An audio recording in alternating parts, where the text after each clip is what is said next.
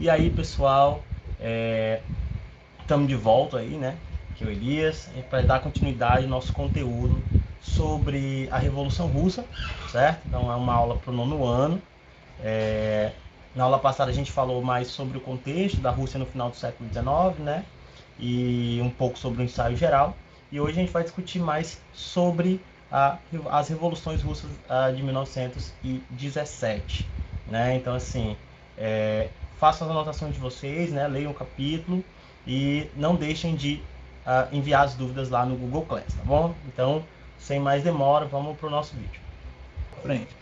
Revoluções Russas de 1917. Primeiro, porque Revoluções Russas de 1917. Em 1917 você vai ter pelo menos duas revoluções russas, né? Uma em fevereiro de 1917 e outra em outubro de 1917. Hoje a gente vai falar especificamente sobre a Revolução de Fevereiro, né? Sobre o contexto que leva à Revolução de Fevereiro. E aí, na próxima aula, a gente vai falar especificamente sobre a Revolução de Outubro e as suas consequências na Rússia, né? Pós-revolução. Então vamos lá. Primeira coisa, a Rússia, pessoal, ela participava da Primeira Guerra Mundial, né? A gente lembra lá, fazia parte da chamada Tríplice Entente. A Rússia fez aliança lá com a Inglaterra, com a França, para fazer parte da Entente. No entanto, a Rússia, pessoal, ela, na verdade, sofre muito nesse conflito. Por quê?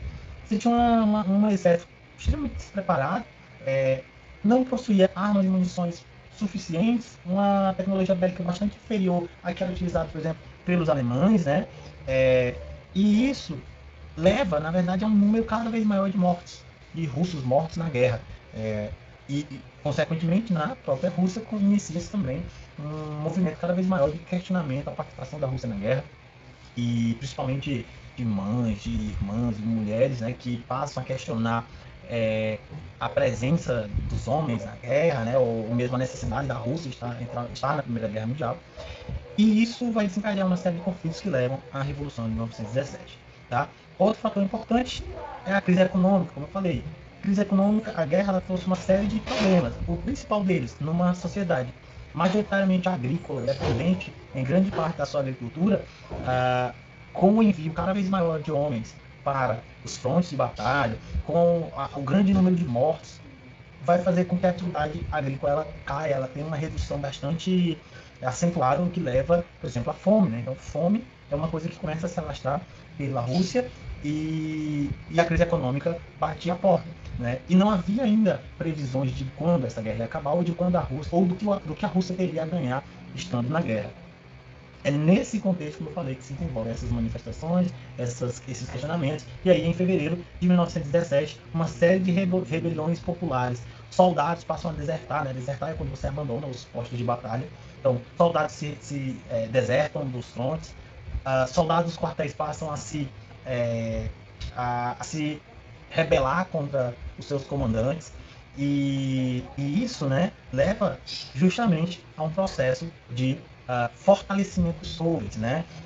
Os soviets, liderados principalmente aí dos mencheviques, né, que tinham ali uma influência grande nesses soviets, passam a pressionar a Duma, né? Os soviets, de certa forma, viam uma espécie de poder paralelo, né, em relação à Duma. E o Tsar Nicolau, né, vendo aquela situação, a pressão que era exercida pelos soviets, as diversas rebeliões que ocorriam de soldados, rebeliões populares, a crise de abastecimento, que eu já falei, a fome, né, se alastrando, então o Tsar não vê muitas alternativas senão renunciar. Então o Nicolau II ele renuncia ao cargo de Tsar e o poder é entregue a um governo provisório, liderado principalmente pelos mencheviques, e do qual é escolhido Alexandre Kerensky para liderar esse governo provisório. Só o governo provisório ele não duraria muito, né? Alexandre Kerensky, né? Ele governava de uma forma que, de certa forma, deixava muito a desejar, principalmente entre os membros do Partido Operário Social Democrata Russo, e principalmente os bolcheviques. Os bolcheviques criticaram muito o governo do Alexandre Kerensky. Também é importante destacar que o Kerensky manteve a Rússia na guerra, então assim, a Rússia permaneceu na guerra, e isso leva ao questionamento desse governo provisório. Como eu falei, a crítica que os bolcheviques faziam ao Kerensky era justamente o fato do governo majoritariamente ser liberal, né, ser um governo mais ligado aos liberais. Então, assim, além da manutenção da Rússia na guerra, né, apesar do governo provisório trazer algumas medidas mais progressistas, né, como, por exemplo, a libertação de presos políticos, muitos presos políticos do Tsar haviam sido perseguidos, né, estavam exilados em locais diferentes da Europa ou da Rússia.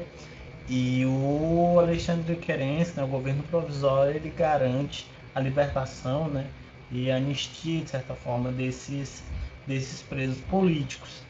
Isso faz com que, por exemplo, o Lenin, né, o Vladimir Lenin, que estava exilado, voltasse para a Rússia, e é justamente a volta do Lenin que marca aí, de certa forma, uma erosão cada vez maior do apoio que os soviets tinham dado ao governo lá, governo provisório. Então, inicialmente os soviets eles apoiaram o governo provisório, a Revolução de Fevereiro, mas de acordo com que o Kerensky se mantinha dialogando ali com liberais, né, e tentando estabelecer uma via mais reformista e mantendo a Rússia na guerra, os soviets, né, principalmente os soviets de Petrogrado e, de certa forma, os bolcheviques vão passar a fazer uma crítica cada vez maior a esse governo provisório, né? Inclusive até ter tentativas de golpe, não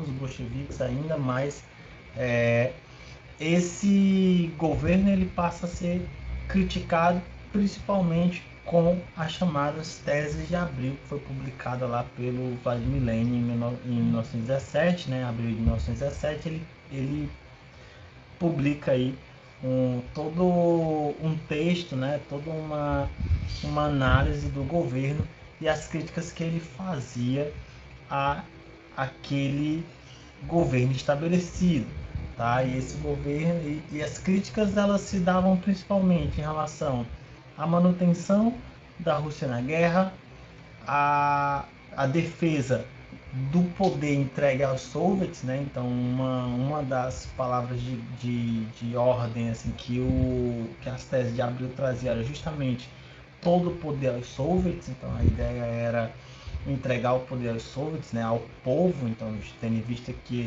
a maioria dos trabalhadores se tinham ali vamos dizer assim, né, a, a figura do soviet como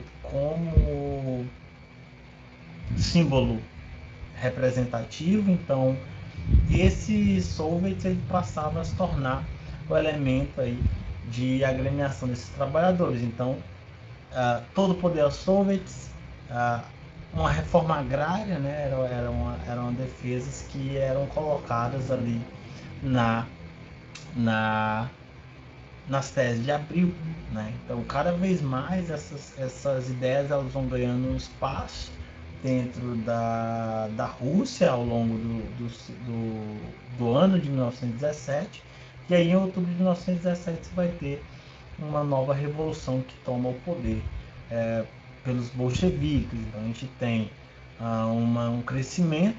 O lema, né, fundamental era o chamado Pão, Paz e Terra, né, que era basicamente a distribuição, né, de alimentos, tendo em vista que você tinha uma crise de abastecimento bastante grave, a retirada da Rússia na guerra e a reforma agrária, que prometia entregar aos camponeses, né, terra para que eles pudessem produzir. Então se tem aí um processo bastante complexo, né, de muitas forças políticas ali disputando o poder, né? E esse processo ainda vai se aprofundar ainda mais, porque a partir de 1917, outubro de 1917, vai ter o início do que a gente conhece como a Guerra Civil Russa, né? Que foi um dos conflitos bastante sangrento, com um número bastante alto de mortos, né? Só, então por aqui, né, a gente vai parar por aqui, por hoje é só. Na próxima aula a gente vai discutir mais sobre a Revolução de Outubro e a Guerra Civil e o desenvolvimento do regime socialista, tá? Faça as anotações, envie as dúvidas lá no Classroom, tá bom? Então, até a próxima, né? Obrigado por assistir. Tchau!